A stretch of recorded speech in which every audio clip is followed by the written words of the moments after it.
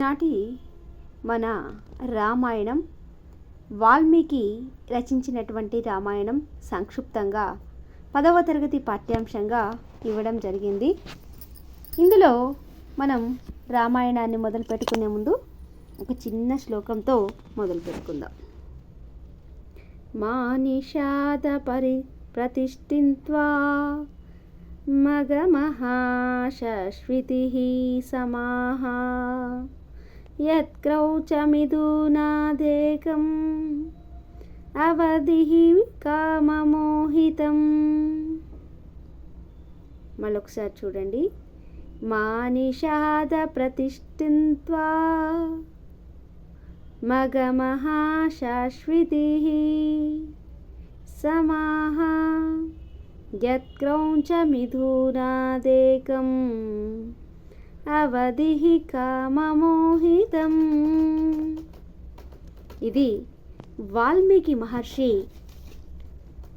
తామస నదీ తీరంలో తన ఆశ్రమాన్ని ఏర్పరచుకొని నివాసం ఉంటున్నటువంటి సమయంలో అక్కడికి వచ్చినటువంటి నారద మునీంద్రుని యొక్క మాటల ద్వారా ఒక సంపూర్ణమైనటువంటి మానవుని యొక్క లక్షణాలని గూర్చి విన్నాడు.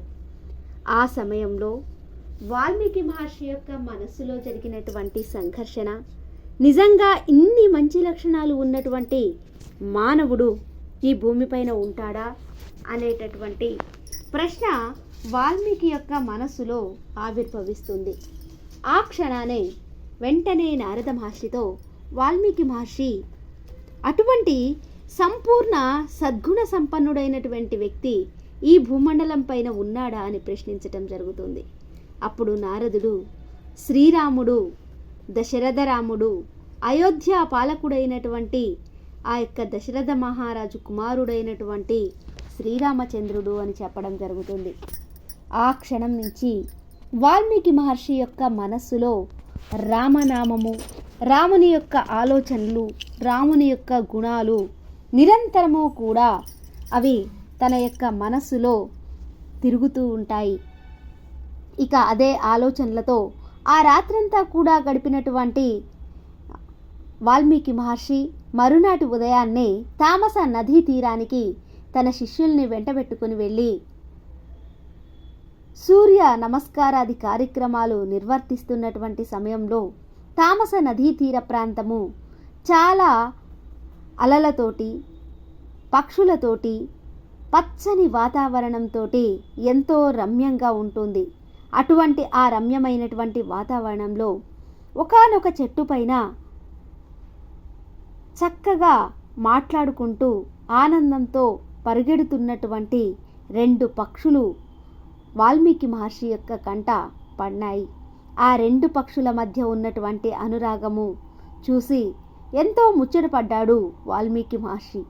ఆ క్షణాన ఓ కిరాతకుడు వేసినటువంటి బాణఘాతం చేత ఆ 2 పక్షుల్లో ఒక పక్షి నేల కొరిగి విలవిల్లాడుతూ ఉన్నటువంటి సమయంలో 2వ పక్షి పైకి ఎగిరిపోకుండా నేలపైకి చేరి ఆ యొక్క పక్షిని ప్రాణాలతో విలవిల్లాడుతున్నటువంటి పక్షి చుట్టూ తిరుగుతూ భ్రమిస్తూ తిరుగుతూ కన్నీటి పర్యాంతమవుతుంది.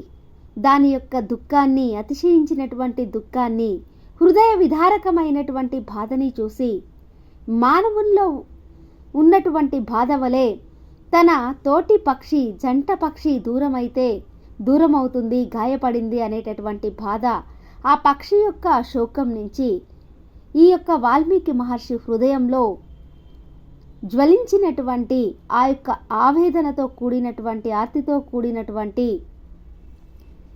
రూపం ఈ యొక్క శ్లోకం. అదే శోకం నుంచి శ్లోకం పుట్టింది అని చెప్పేసి చెప్తూ ఉంటారు.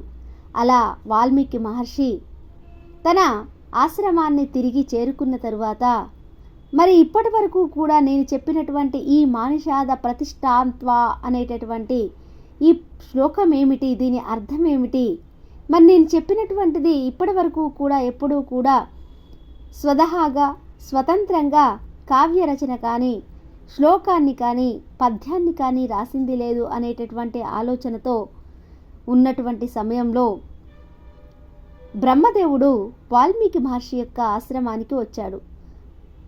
వాల్మీకి మహర్షి బ్రహ్మదేవునికి సాదర ఆహ్వానం పలుకుతాడు.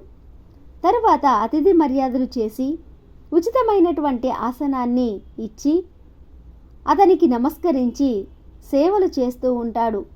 ఆ సమయంలో అతని మనస్సంతా కూడా రాముని ఆలోచన, జంట పక్షుల యొక్క శోకము ఇవన్నీ కూడా తన మనసులో కదులాడుతూ ఉన్నాయి. తాను చెప్పినటువంటి ఆ శ్లోకం ఏమిటి అనేటటువంటి ప్రశ్న తన యొక్క మనసులో ఉంటుంది.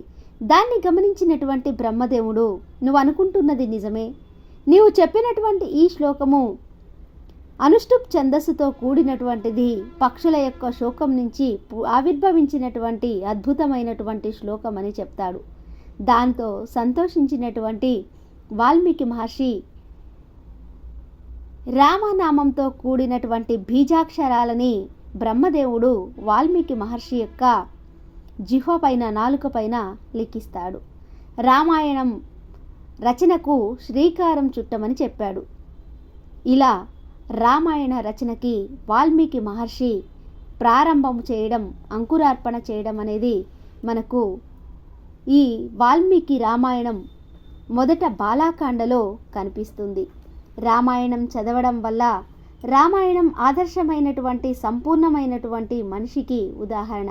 మానవ సేవ, భూతదయ, శాంతి, సహనాలు, అంతేకాకుండా మంచి నడవడిక, ఇవన్నీ కూడా ఒక సమాజానికి ఏది హితమైనదో అది నేర్పించేటటువంటి ఒక మంచి గాథ, పురాణము, ఇతిహాసము ఈ రామాయణ కావ్యమని చెప్పవచ్చు.